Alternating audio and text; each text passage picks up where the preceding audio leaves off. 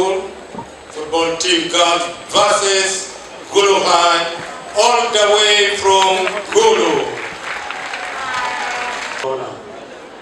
So that's how it is. Yeah, you can see a ball immediately.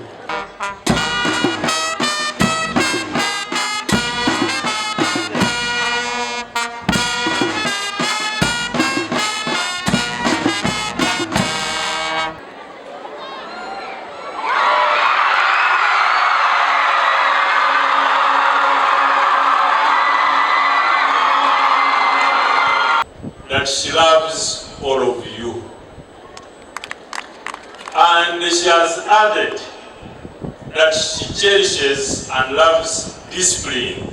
So she expects everybody to be disciplined as you are here. Worked with the Ministry of Education to make sure that we only have students who are of the right age and who are not done at school because of the sports, but because also of academics. Tomorrow, those who know how to swim, the swimming pool will be open.